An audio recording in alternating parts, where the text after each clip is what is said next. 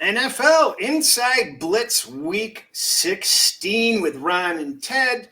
We're going to get right into it because we have 3 player interviews. Ted, take us away, please. Buffalo Bills at the Chicago Bears, the first game of our Sports USA doubleheader on Saturday, not Sunday. Sunday's it's sort of like, I think of it as sort of Thanksgiving. You got the 3-day games spread out throughout the day, but Saturday is a full slate of games. And we got the Bills at the Bears and then the Washington Commanders at the San Francisco 49ers, the late game. My pregame show starts at 9:30 in the morning Pacific time at sportsusa.live and on many of your radio stations around the country. In the meantime, the Chicago Bears, what a season. What an awful year they've had. They've lost a lot of starters to injury. They're down. In my mind, even Justin Fields is, I don't know why he's even playing at this stage if he's going to keep running the way he is. Stay on the bench, relax, get your line back next year, maybe some new faces, but he's going to play against Josh Allen. It is going to be so cold in Chicago this week. Soldier Field is going to be a freezer. 11 degrees is expected temperature at kickoff. 22 mile per hour winds, gusting up to 35. Feels like 9. That's -9, by the way. If it feels like anything minus, you can't feel it anymore because your hands are already too numb. It's interesting because usually that should be a slight advantage for the home team. But guess what? The team from Buffalo knows a little bit about cold weather. So forget that idea. It's pretty much a mismatch in many ways, but you never know what's going to happen. Chicago will be playing hard and certainly in the spoiler role. And remember, the Bills have will clinch the division with a win or a Miami loss. So they have tons to play for. And Ron, an interesting matchup, I think, a lot more if it was week 3. Good morning, guys. In honor of Tuesday and today, Chris not wearing his Hawaiian shirt, I need to be in my Hawaiian shirt. So anybody who's listening from Chicago or Buffalo or so on, I do feel for you. And they hate you. In my Hawaiian shirt right now. But just think of warmer times or enjoy these games and so on. Yeah, this is going to be an interesting one. There's a number of different angles to touch upon. But before I do that, I'm certainly interested to hear what your guest has to say.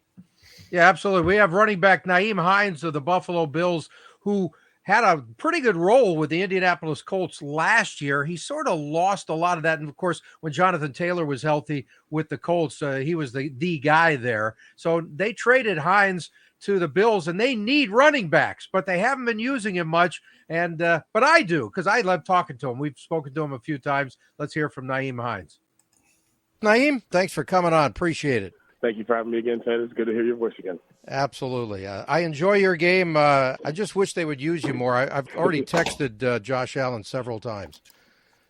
Oh, well, look, it just comes with time. I was going to earn my right and earn the right to play. I think it'll come. You're all good, man. All good. Hey, Nyheim, let's start out. What's this season been like for you? You go to a new team with all this great success in mid-season.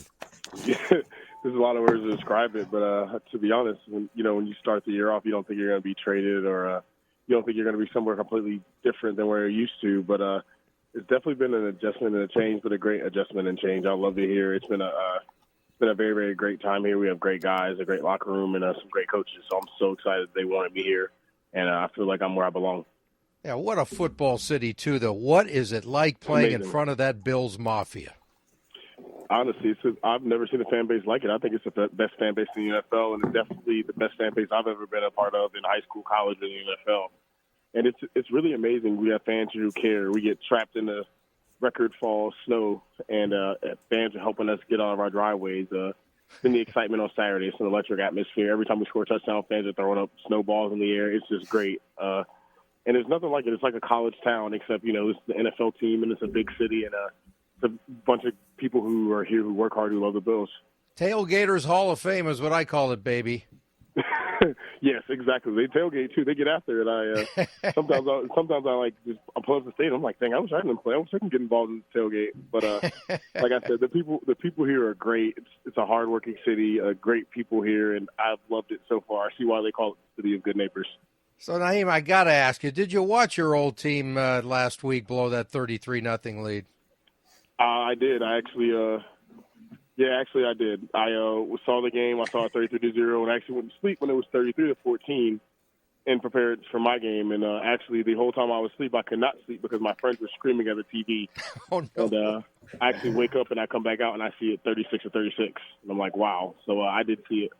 So your reaction is? Wow. Okay, that's a good reaction. Just wow.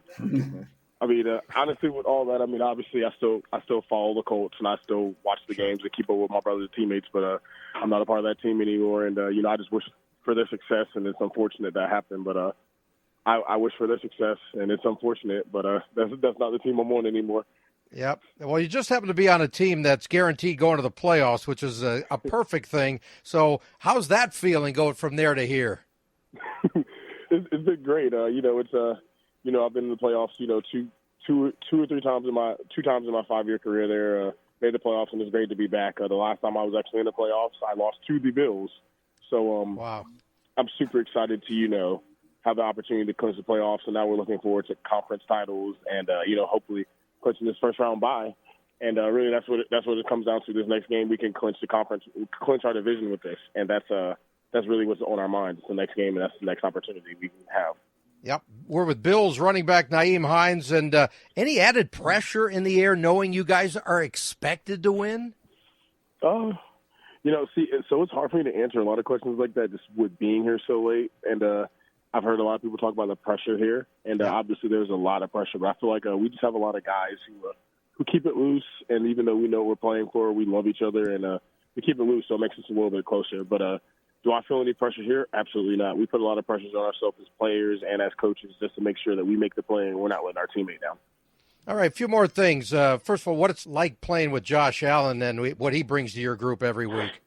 What it's like playing with Josh Allen is nice. I mean, I scored a touchdown and the headset mic went out, so that's great. He ad-libbed a touchdown for me, so I'm very, very gracious for that.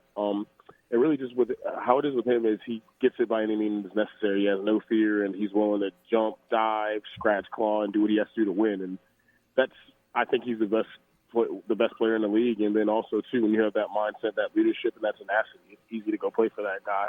Everybody on this team loves him, and he is the best quarterback in the league, in our opinion.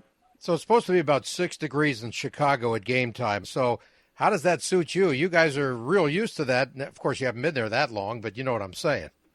At least that's my mindset for it. Obviously, it's going to be cold, but it's not something we haven't seen before. We play in Buffalo, so exactly. For once, I guess, like honestly, when it comes to football, it's like the greater the good. It's like you don't want to go to Buffalo, Green Bay, or Chicago, but we're one of those three teams, and that's how we're going to look at it. We played in snow. We played in the snow last Saturday, and we're not going to make it bigger than what it is. They have to play in it too.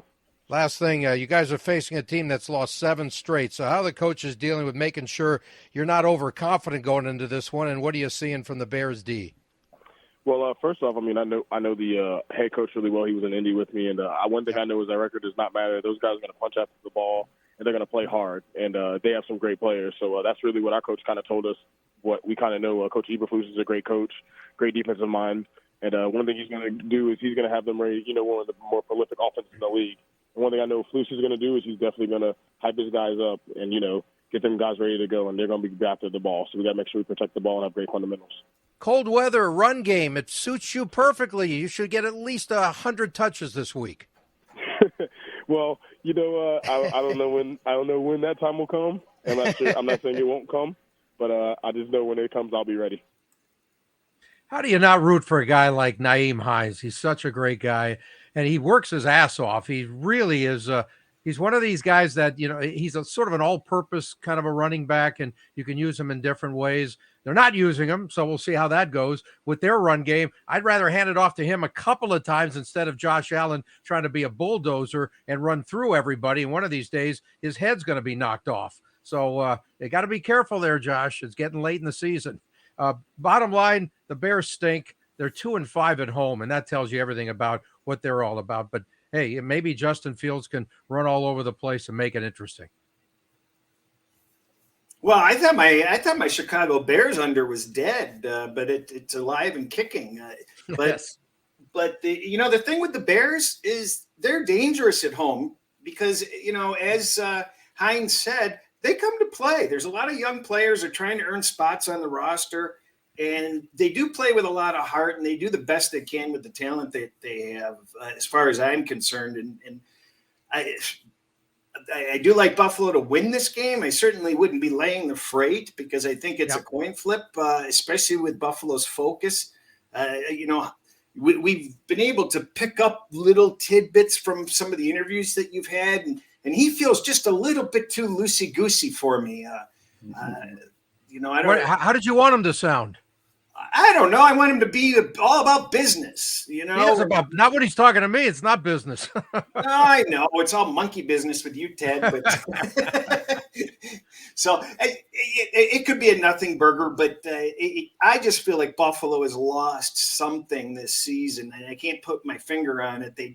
I think Kansas City intentionally plays close games, and we know from past history that Buffalo used to like to put teams away. But they're having a hard time beating some questionable teams lately. So I find it difficult to believe that they're going to be able to find the margin, even though my metrics say they should cover. The only way I'm getting involved in this game is by a teaser or money line parlay or some sort. Anything on your agenda with this game, Ron? Well, I've got a million thoughts, so let me share them with you now. First of all, as far as Hines concerned, he's losing touches to the rookie Cook, the running back, because Hines was brought in as a third down specialist, in my opinion, but Cook has taken some of that load off him with his pass catching ability. So it's a three-way share, and Hines is getting the least of the carries right now. Correct. We can't compare, we've moved beyond 2021 a long time ago, and people who are still relying on Buffalo's 2021 metrics are way behind the curve in this particular case. Their sack ratio is reduced. It's not a 56% pass D, which was number one with a bullet last year. It's 64% this year. There's an uptick in allowing yards versus the run. That's why they've kind of fallen slightly, certainly not my top pick anymore as far as the teams, but they're still easily in the top 6. But the killer instinct, the killer defense is missing, and that's why games are closer and they're vulnerable. The other thing with Buffalo is that historically, when they played Miami, and that was a big game that they played last week against Miami because Miami had beaten them the first time around, so they took it seriously. This team is 13-43, I believe, against the spread after playing Miami. So, wow. That's a tough divisional game.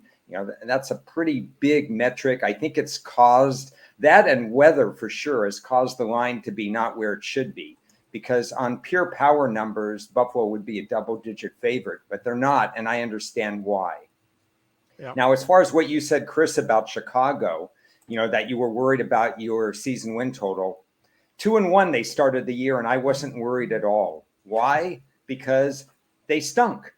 They beat San Francisco. I don't know how many times we've said it. They beat San Francisco in a good situation. Trey Lance's first game. They had that 7-16 sack ratio the first 4 weeks of the year. Nothing told me that they were a good team. And when they were 2-1, all that told me is that I was going to get value when I was going to play against the Bears. So those season win and alternate season win totals are really in a good shape. And right now, Chicago's sack ratio is 17 defensive sacks, 48 sacks allowed. And that's just a recipe for absolutely disaster. So my question to the both of you here, because we know one team is better than another, is whether the great equalizer in this game. Well, I think it will be, but there's still nobody's mentioned the fact that the top key glue guy is gone for Buffalo. Von Miller, it makes a huge difference for that team. He's gone. So he's out of the picture. He's not there. And the one thing I look at is the Bills tend to find ways to win, while the Bears always find ways to lose. The Bears are usually in games, but they just don't win them. Now, maybe that's because they're in transition, and they, like I mentioned earlier, they got a lot of starters that are out with injuries, but most of those guys aren't great anyway. So, they're in transition as a franchise, and they need another couple of great drafts. I don't know what their head coach is going to do for the long haul. I have no idea, but Justin Fields has to stay healthy, and I don't know how he can the way he plays. I still think it's as a Lions fan, I watched the division closely, and I think there's a lot to be optimistic about with the foundation that they're building. They just need to make some right off-season moves. I don't think that they're a complete and utter disaster. I think Fields is doing, quite well. I mean, I think he has a future in this league. So you have no play on this game, right, Ron? I will be tempted to play if the line gets to double digits. But something Ted and I talked about 3 months ago or so on about the draft, since I cover the draft so much. Yeah, the Bears actually had a draft this year. They drafted a whole bunch of players, but the 4 offensive line they drafted, not one of which were rated by me as NFL worthy. So they knew how to trade back, and they said, we've got to build up the roster. Now they got to actually assess talent a little bit better. And I will be Mr. Redundancy one more time. I think I've said this 433 times during the season. Justin Fields, I love watching him play. He creates so many things, with his legs, obviously. But the bottom line is, guys, all this Justin Fields is improving and his stats are unbelievable. They've lost 7 in a row again. It's the same story. Yeah. That's all that matters. They gotta be better. That's all. That's a good closing line for the game. Okay. So it's a teaser or parlay item for me. Ron's sitting it out unless he gets the miracle double digits that's never coming. And we're on to the next game, which I think is actually a lot more interesting than people realize, Ted, and that's Washington at San Francisco. Yeah, and the Commanders coming off that just awful loss. The way they lost has to be stuck in their brains all week long. But they got to move on, and they got to move on. Short week, 3,000-mile trip against the best defense in the league. Good luck. That's not an easy task.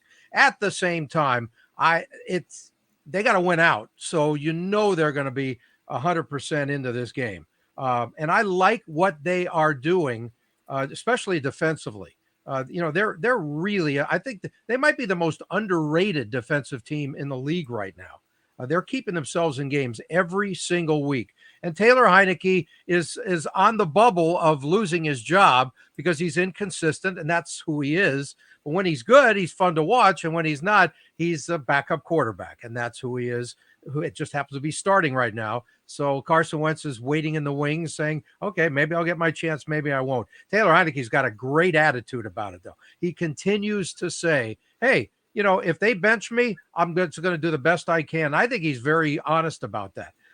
But as far as the Commanders are concerned, they've won 4 of their last 5 on the road. That tells you a lot about a team. Whether or not they're that good or what they could do in the playoffs, I don't expect them to do a whole lot. But they're going against San Francisco. They won 7 straight. No Debo again for sure this week. But you got the great Mr. Relevant, as I call him now, Brock Purdy, right? Because he doesn't make any mistakes. And that's all that matters. It's fantastic. You bring in a third-string rookie who doesn't give up the ball. That's just fantastic, Ron. Yep. It's an interesting game because Washington is going to be the best defense that San Francisco has faced in the last few weeks. You could argue the Saints have had a good defense, but I might argue against that because we're thinking again of the Saints in 2021, not 2022. It hasn't been as good, especially at stopping the run. So this will be a tougher test for San Francisco's offense. The issue for Washington is what you said, their offense. Heineke looks decent. He's been turnover free this year, which is a change from last year, but he's not exactly pouring points on the scoreboard. And San Francisco's defense isn't going to allow him to do much either. It's going to be tougher to run the ball against San Francisco. They're going to need something out of them. Washington's offensive line has allowed 40 sacks this year. They played the Giants in back-to-back weeks with the bye in between, kind of a weird slate there. And the Giants sacked Heineke 8 times in those 2 games. So it's not going to be easy. San Francisco's rested. You mentioned the rest differential in a sense. San Francisco's rested off I think they played the Thursday game and Washington had the other game there. So, from there, it's going to be an interesting defensive struggle. You don't want to turn the ball over in this case. I have a small indicator that says that Washington would be the lean, but without doing more work, I'm probably going to sit back. What about you, Chris? Yeah, well, get to work.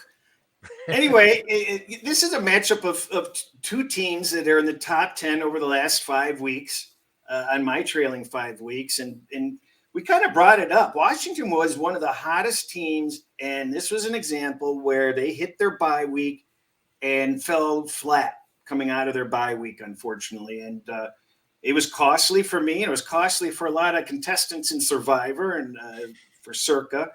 And it was just a disappointment because, as you guys have mentioned, they were on a roll. They've got a lot of qualities about them that they were doing very well, and they just came out flat. On the San Francisco side of things, we're looking at a situation in today's elevated scoring where San Francisco can tie an NFL record for the most consecutive games allowing 17 points or fewer. So I would think that would keep the defensive unit focused because I have a little bit of concern with how much San Francisco really has to win at this point for seeding purposes. They're not going to get the number one spot. They can win anywhere. I think they have the confidence that they can play anywhere. So how much are they going to, protect against injuries? How much are they going to experiment? How much are they going to really be focused? And they're facing a team that's desperate, that Ron and I put in some money to make the playoffs. It's on the outside looking in and probably is unlikely to make the playoffs. But I still think that this game is going to be really close. You've got some player interviews, Ted. What do you have there? Yeah, let's hear first from Washington rookie receiver Jahan Dotson, who, it was a first-round draft pick and didn't start his season off well and had some injuries, and that affected him. He's a smaller guy, so that could be an issue with his career, but he's got a ton of talent, and I really enjoyed the first time I spoke with him. Go for it.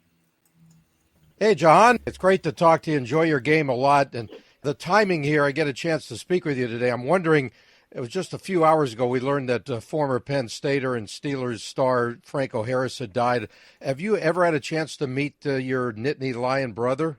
I never got the chance to meet him, but I've heard tremendous things about him. Yeah. He's truly a legend back at my alma mater, Penn State. It was truly sad news. He was so young, it's crazy. Yeah, the timing's unbelievable. The 50th anniversary is 2 days from now, of that Immaculate Reception. They were going to retire his jersey. It's just amazing. Yeah. Anyway, great to talk to you, sir. So how tough was that loss, Jahan, against the Giants off the bye Sunday night? And you got to describe the last two plays, how you saw it. First the overturned TD, and you're standing right there, and the Curtis Samuel gets mauled in the end zone and no PI. I don't expect you to rip the officials, but how did you see it? Yeah, two extremely tough plays to go through as a player of the team that the plays didn't go right for. But the first play, Taylor just making a play himself, just getting us to an opportunity to give us the chance to win the game at the very end of the game. He did a great job all games managing us and putting us in predicaments to be successful. And then that last play, like you said, I don't really want to harp on the refs. Yeah. But it's tough. It's really tough when you feel like you kind of did everything you possibly could do to put yourself in that predicament to come out on top, and things don't go your way. So. Yeah, and the importance of the game, though, too. That's how it makes it even worse. Right. So you had a great game yourself, 4 of 6 targets, 105 yards and a score. How big of a confidence maker is that for you?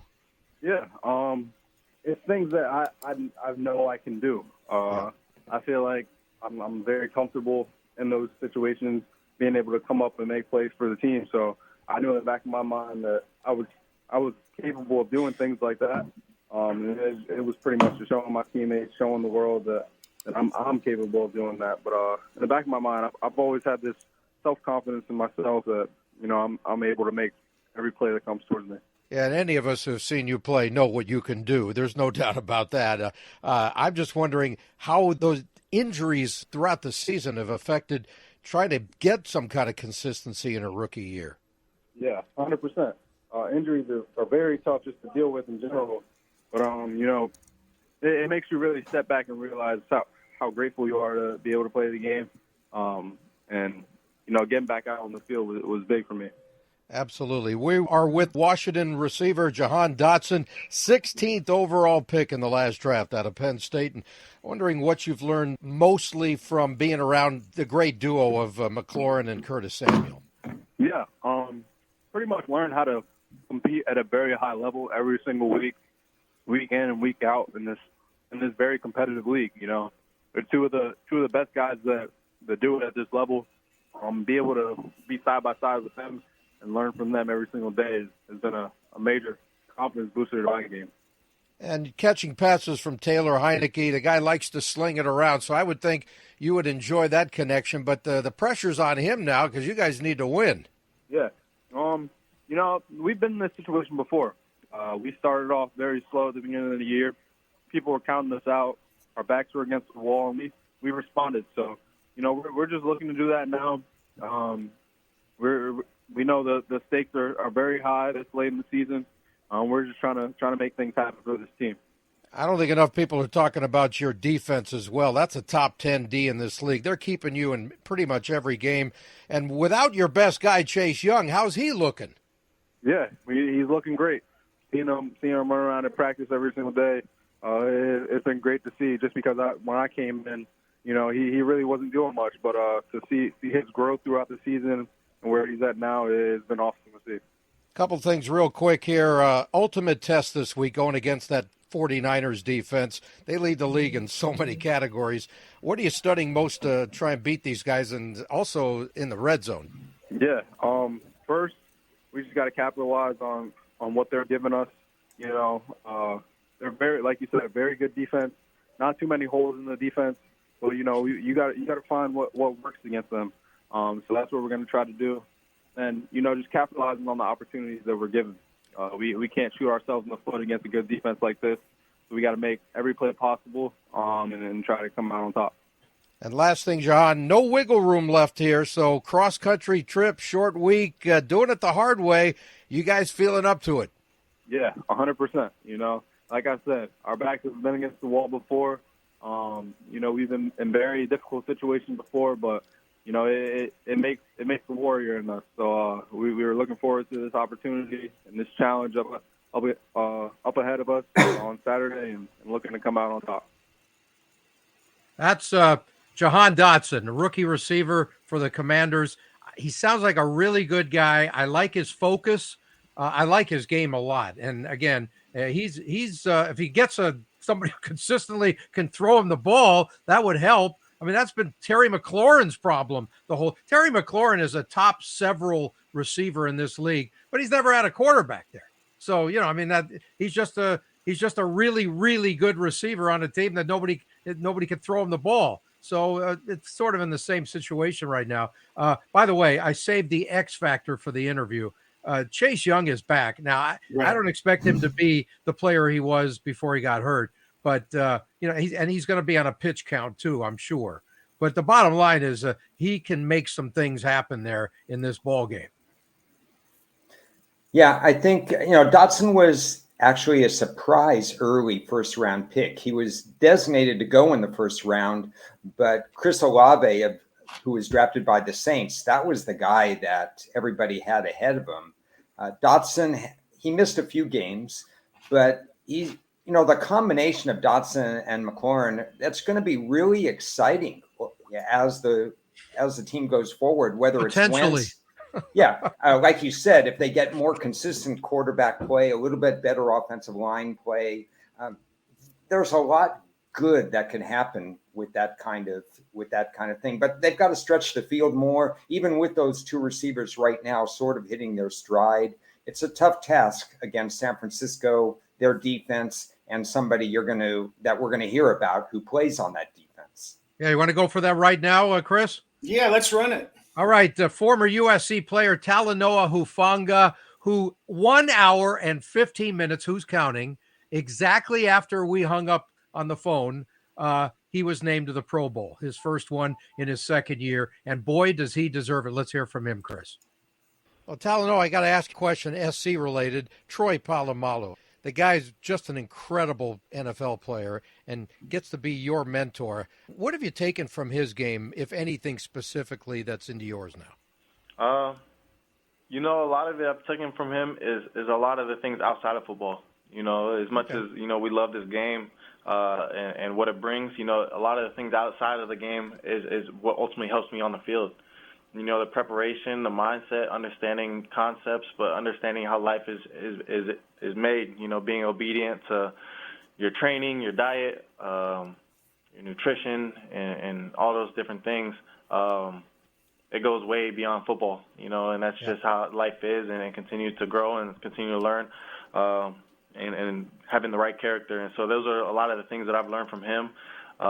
And on the field specifically, a lot of the instinctualness of the game, being able to be free-minded, being able to go out there with great prep and going out there and playing a game that you love at a fast pace, and no hesitation. And so those are things that you see on the game when you put on his tape. And those are things that I'm, hoping to achieve as I continue to play this game for as long as I can. Flying around, that makes it more fun to watch, I'll tell you that. Hey, by the way, congrats on winning the NFC West. That's a very special thing this year. All the changes in your lineup certainly from a quarterback standpoint, but how much pride do you take in being a game changer for your group? Everybody has a job on their team. For me, I just love to bring as much energy, and I always say that energy is contagious, and so for me just to be out there and to play with such a prestigious defense and great coaches and great guys around me, it's been a true honor, and I love it, and I love what I do, and I get to show up every day with great guys with great smiles on their faces. So anything I can do to just do my job, whether it's special teams, offense, defense, if they put me on there, very blessed and fortunate for sure. And speaking of greats, how much does it help your job to be around a guy like Nick Bosa and his pass rush? Oh, definitely. We just got to cover in the back end so he can get those sacks in the front end. His work ethic is unmatched. He shows up every day and does his job and continues to just grind. One of the nicest people I've ever met. So very fortunate just to be on the same field as him and seeing that greatness up close and personal. And what about your D coordinator, D'Amico Ryans, what he means to your group? You guys are doing so well, you're probably going to lose him to be a head coach next year. You know that. Yeah, I've definitely, you hear those things, those talks. Obviously, if you would ask D'Amico, and Coach and what he's brought to us, he's focused in the present, and he's locked in on what we're trying to achieve now. But very fortunate enough to just be coached by such a great human being, a guy that understands football at the highest level. And the things that he does is truly incredible. His poise that he has as a coach is not a lot of people like that, and the energy that he brings and the fire intent and the way he demands the room when he coaches and guys are just rallied around him. We're very thankful for him and what he's brought. But obviously, if he does get to become a head coach, we're very happy for him because he deserves everything that he would be given for sure.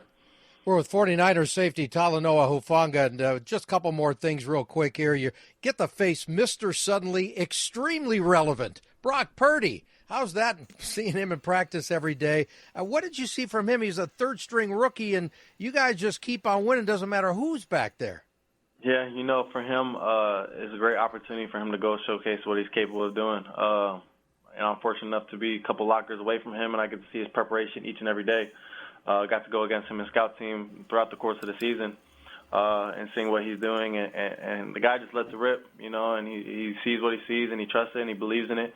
And we're just very excited, We just got to continue to build around each other, and we're very thankful that, you got a guy like that that's willing to lay it out on the line for you, And so for the guys around, we all have a lot of true respect for him. And we just got to continue to help build him and help bring his confidence to the highest it can be, for sure. Yeah, well, nothing seems to bother him. I mean, you're on the road in Seattle. He throws 11-11 to start the game. The guy's like a 10-year veteran out there. Oh, no doubt. And, that's the confidence that we that he has and that we continue just want to help give him, and he's a great quarterback and he makes the right reads. And at the end of the day, we just want to get a win, and he's going to make sure we get it any way we can and however it looks. We're going to get it. So that's the goal. All right, two more things real quick. Christian McCaffrey, what's he meant to your team? He does everything well. Oh yeah, no doubt. He's so versatile. He's a Swiss Army knife, a guy that can catch, run, throw. You've seen it there in the Rams game early on in the or middle of the season, I'd say. But a guy that even came here, I think his first week here, he got here on a Friday and ended up playing on a Sunday. So that just shows the testament who he is as a person, his character, and what he truly believes and how much he loves football. And so very blessed to go against such a great guy. But even a better football player as well too. And last thing, you've won 7 straight. So what's going to take to get number 8 against the Washington offense that has some playmakers, but they've been inconsistent, specifically in the red zone? The way I see, any team can be beaten, at any time of the year, and whether they're 0-11, whether they're 11-0, or whatever the record is. Washington is a great football team. And we're excited to have that matchup. We understand it's going to be a physical game. They have a great run game. They have great guys that are their ability to get the ball down the field. They call him Scary Terry, and a guy that can continue to do his thing. So for us, we just got to eliminate those explosives, handle the run game. But it's just a true honor to be able to put the pads on every week and go out there with our brothers and play the game that we love. And they want it badly, too, because they need to win out. Oh, yeah. Honestly, yeah. We're going to get their best match, and that's what we love. We love competition. So, at the end of the day, all the credit to a great Washington team. So we just got to go out there and play our game, too. That's Talanoa Hufanga of the San Francisco 49ers, Pro Bowler for the first time, and it won't be the last time either. This guy is really a special player and very much like his mentor, as we talked about earlier. You know what? He mentioned it. The Commanders are coming to play. Now, whether or not they're good enough in this game is a whole different ball, but they are coming to play, and I expect this to be a fairly close game throughout. Yeah, the San Francisco defense, they just work so well together, and they have some really good veterans with Bosa and Warner and so on. They put everybody in alignment, and that's what you're looking for, fundamentally sound defenses that don't all of a sudden implode in the middle of a game or can't adjust at halftime and so on. And he's one of the key pieces because the secondary had a little bit of a concern coming in with Ward missing the first 4 games. I think he was on IR. Then he came back. He got hurt a little. Then he came back again. So if everything's going well in the secondary, it just makes their front 7 even more impressive in terms of limiting scores from other teams. Yeah, Nick Bosa is going to be in the face too often, though, of Heineke. I think that could be a problem in this game. I think Washington can keep this game close. I show that the metrics have this line pretty short, but I don't have the confidence that they can cover the 6.5 or 7 at this point. But I'm going to be using San Francisco basically at pick'em or in teasers or parlays. And that's about it for me. What I'd like to ask you guys, do you think that mid-range, mediocre quarterbacks with low expectations are probably in the best position to succeed? Because if they have the wherewithal to put their egos aside and realize, hey, they're just lucky to be here and do the best that they can and feel no pressure. A lot of these guys seem to be doing much better than expected and much better than they even did in college in some cases. Yeah, I think there's something to that, but I also believe it's all about fit. Are you on the right team at the right time? Are you in the right city? Ask Zach Wilson about his situation, right? He's in the wrong place at the wrong time in the wrong city, and I don't even know if he's right for the NFL. That's a whole different story altogether, and he's still a kid. But he may never develop into the player. There's so many variables here, and it's all I always say about everything in life. Life is timing, baby. It really is. And if you're in the right situation in the right room with good guys that will help your game and not affect the ego doesn't get into the involved in the working process. There's so many different variables. Yeah, there's a number of reasons why top 5, top 10 quarterbacks fail. Number one is they're going to bottom 5, bottom 10 teams. Absolutely. So you've got a problem right there. They're thrust into action really quickly, and And all of us have talked repeatedly about how important it is to sit and learn behind a quarterback. And the mid-range quarterbacks automatically sit and learn because they're not expected to play right away. And so they take notes, mental notes. And if they had some of the characteristics that made them successful in college can translate to the NFL, it works. And some of these guys, they get into really bad habits. The Sam Darnolds and the Josh Rosens of the world, bad habits. Yeah, if you have the right coaches too, right? I mean, that's part of that equation. If you're in the right place at the right time and the coaches are behind you, they're quality guys as far as developing you and what are your best traits, that kind of stuff. I mean, it's just a huge part of the equation. Well, and let's not forget, even, God's gift to mankind, Aaron Rodgers admits that the best thing that ever happened to him was sitting on the bench for years. He hated it at the time, but realized that that was the best thing for him. Yeah. I love how that Lions stuff never comes out in you, but it's okay. Russell, I want to address something in the chat. Russell mentioned that there's 3 quarterbacks from North Dakota State. Now, we all know that the first 2. I'm curious who's the third one, because the guy last night was from South Dakota, I believe, not North Dakota State. So I'm drawing a blank. Who's the third one, Russell, from North Dakota State? Yes.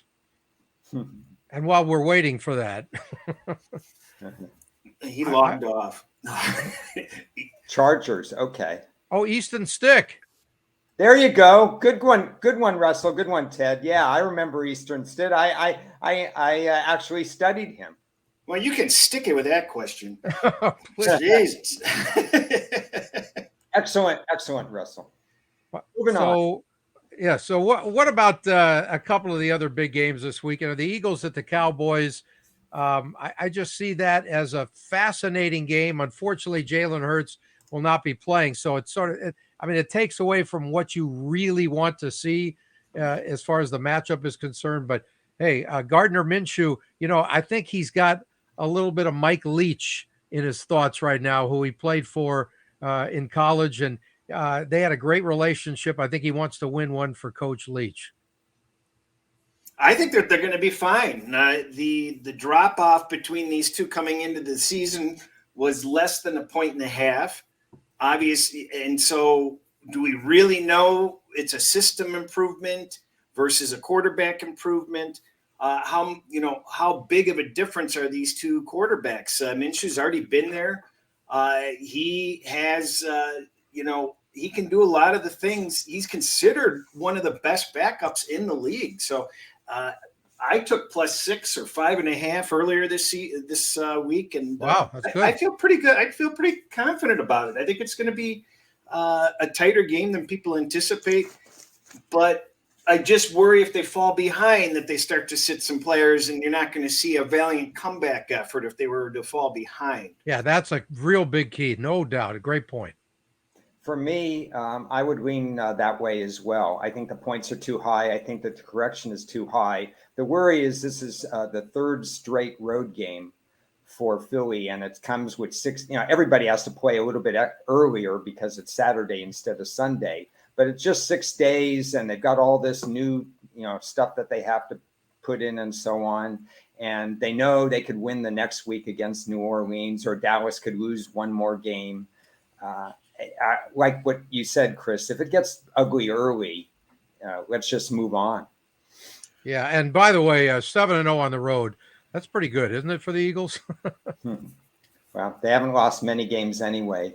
Yeah, It's not a game on my radar. The 2 things that I'm most interested in this week is, and we mentioned this briefly on one of them on Tuesday, is how New England will respond to what happened late in that game between their heads. Now, handicapping wise, I have no idea, but it's a mental thing that they have to get through. And the other one I'm concerned about is teams, when they lose their big quarterback, like Drew Brees with New Orleans, and those 2 years that he missed a bunch of games, and the defense rallied, and the points got lower, and the games were 17-14. The whole team rallied around the backup. Is that going to happen with Tennessee now with Willis? The defense is what I'm interested in. Will Tennessee's defense rise to the table, knowing it has to limit points in order to win games now? It better rise. I mean, it has to, right? I mean, if they don't come up big here, you don't expect Malik Willis to win you games. You're just hoping he doesn't lose your game for you. So just stay in the game, right? Chris, you have thoughts on that? Because Tennessee's defense hasn't shown the ability to limit points, but it's going to be a different mindset now. Well, I'm holding under 37, and I anticipated on buying it back maybe some at 34. I'm wondering why it's still 35 and a half. But you're right. The defense, I think the defense has the capability to show up. It's going to be interesting to see what kind of team Lovie Smith brings in here, because they played 2 great games in a row. And lost. And Tennessee is on fumes here at a dire risk of losing the division after the Jacksonville win last night. So but I think I'm holding +7 in that game also, but I'm going to overbuy back -3. I think Tennessee comes away with this win some way, somehow, even with Willis. If this guy doesn't show some improvement from what, how he subbed in earlier in the season, then I think you've got to start to get a little worried, because you can excuse how inept he was in the beginning, but he's had the time to process how he did and how he fared, and to try to gain from that experience. I should expect better from him. What do you guys think? I totally agree with you. I think that it makes a lot of sense.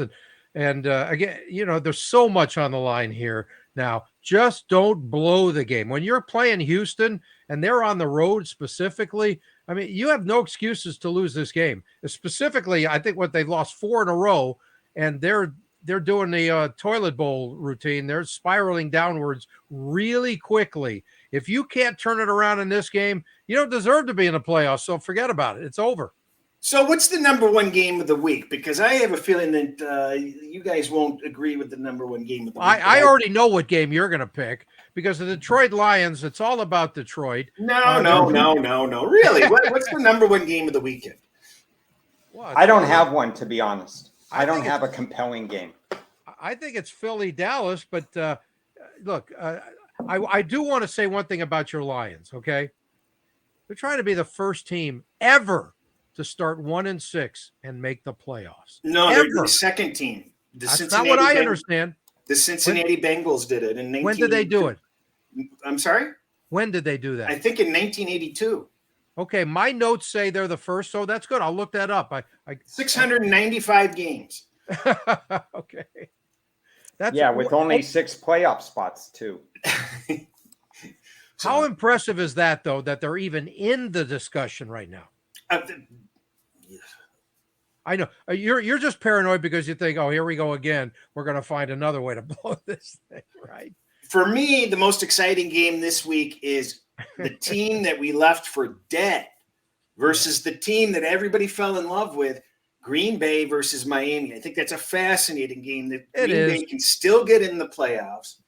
And this line has done nothing but go Green Bay's direction. And that kind of worries me when you get a public dog, so to speak. But I think that that's just an awesome game. I think Green Bay's underrated. They're healthy. They've got all the young talent that they brought in has the experience now, and they're clicking. And I think this Miami on a 3-game losing streak, finally getting home in a flat spot off the very long road trip, I think it puts them in a unique position of that doesn't really fare well traditionally. Green Bay, I think, is going to come in here and surprise people and put themselves on the map again, and they still can get into the playoffs. Yeah, but I don't trust their pass D in this game. I think that's their biggest issue. What do you think, Ron?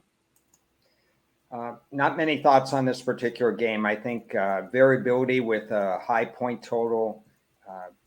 The splash plays by Tua could happen. I think it's easier to run on Green Bay than to pass on Green Bay, personally. If you establish the run, you can really open up a lot of holes. That is true, but I'm talking about the matchup specifically in this game. They're going to have to deal with Tyreek Hill, which is something they haven't had to do. Obviously, most teams don't. Without doing much work on this game, Green Bay has a positive indicator, so I would lean on that way. Well, what are you working on? Jeez, you got to work on everything. You're going to be up all night at this rate. No, I told you I was going to skip some NFL games because he's doing I have a lot of college stuff going on. I've got a lot of stuff going on. So you people, I'm sorry for you. You people in private lives.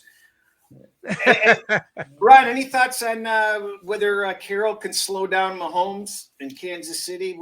Any outlook on that game?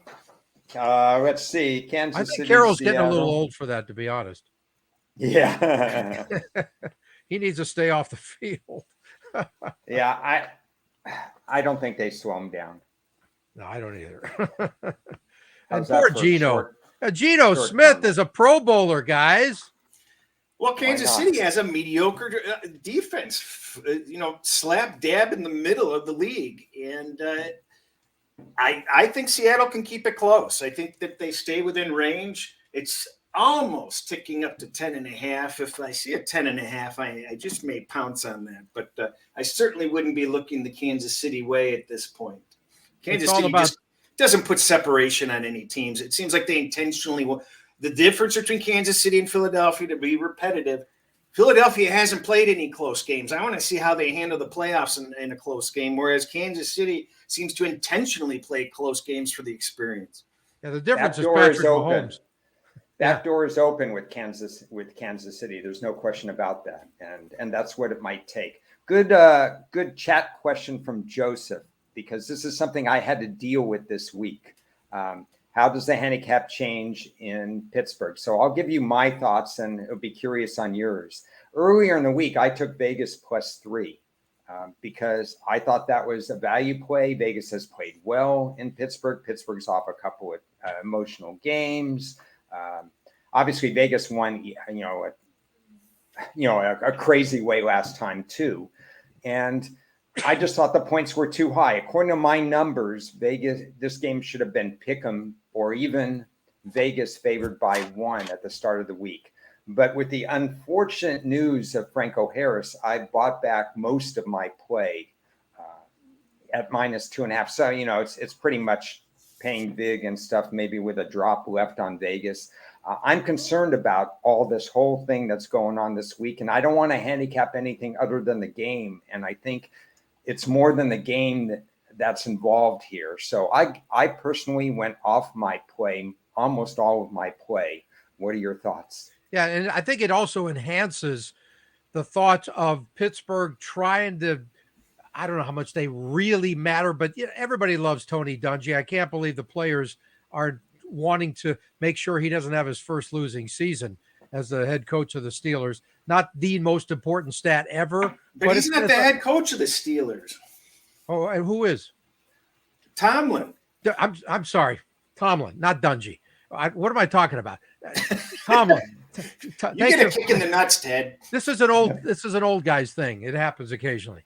Yeah, Mike Tomlin has never had a losing season, and Tony Dungy hasn't either with Pittsburgh, by the way. But he's never been there. So. Well, I think he did play for them, though, didn't he? Yes, he did. Yes, he did. Thank you very much. So that's why it's in my head. You're off the hook. I'm off the hook. Thank you. Anyway, does that matter at all at this stage? I mean, 3 games left. They got to win out to do that. Long way to get there. When the game starts, it doesn't matter. When the game starts, it doesn't matter. Okay. But I'm in the exact same boat as Ron is, where the value is definitely on the Raiders, and this Franco situation is definitely a concern. I have the metrics much farther away than a pick'em, so I have involved the Raiders in teasers. And I don't know what I'm going to do with the +3 I'm holding. By the way, that was a big play for me, early in the week. So I just had to get off most of it. How about weather situation? How about weather in this game? I saw this morning 12 degrees at kickoff, feels like -4. During our show, I got a text from my daughter who lives in Pittsburgh. It said "brrr." Yeah, but again, is there wind during the game or not? That's what I want to know. I'll text her. Yeah, if it's 5-mile-an-hour winds, it's a wind chill factor of 150 below, so it doesn't matter. There you go. Look at this. He's ready. I'm ready. Wow. Some of that is even in English. I don't know. Where did you get this from? Do you know how hard I work to source information? I span the globe. Yeah, the globe. This looks like it's from another universe. What is that? He's a good guy. Who is? The guy who probably wrote this. I'll take Talanoa Hufanga, a much easier name to say. Yeah. Let's see. The win games right now, Giants and Vikings, but that's in a dome, so I wouldn't think it would affect the game much. You think? No. Raiders, by the way, Steelers, 15 miles an hour. Okay.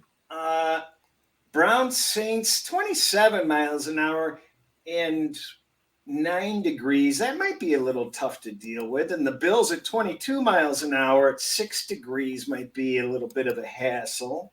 Yeah. And even the Jets game last night's going to be 14 miles per hour. Yeah, it was definitely a factor. Look, I looked it up a couple of days ago when I'm prepping for my show, and we got 8 games this week, including last night's game, below freezing, and 6 of those 8 will be minimum in the teens, and a few of them in single digits. So, hey, it's winter. What do you expect? Ron, anything else on your radar, or you're just all getting to everything later? No, well, I'll give you a little handicapping tip right now. At least I think it's a handicapping tip in terms of something I did in advance.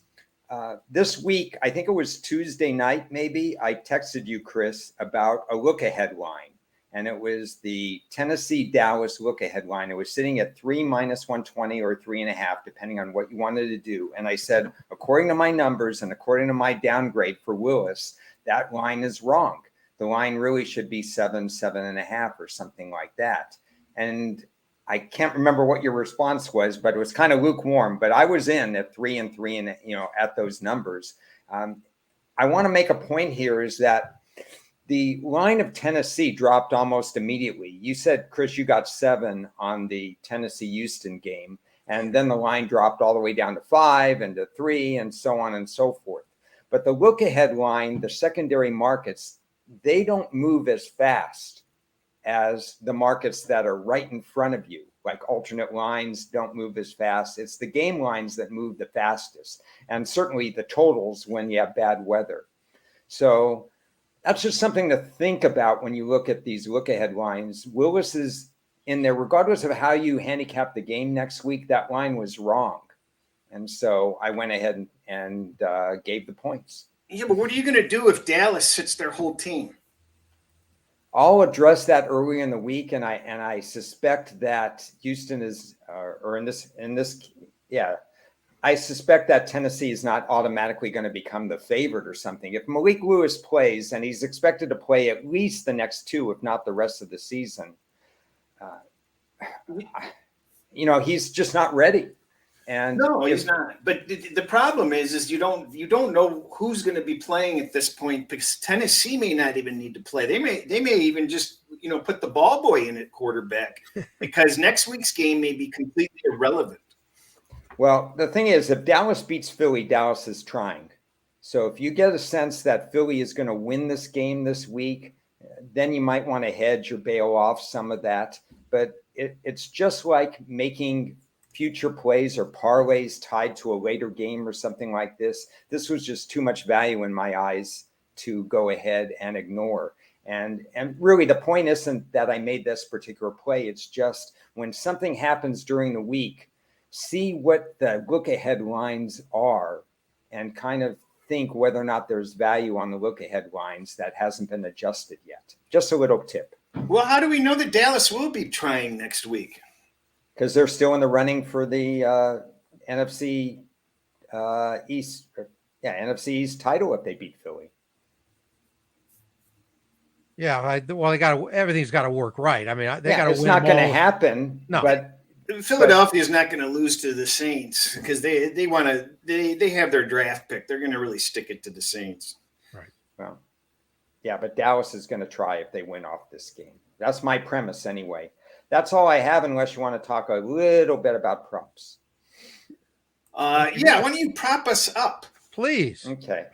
Washington, San Francisco, the number that surprised me the most, I know Deebo Samuel is out, but Christian McCaffrey over under 20 and a half carries.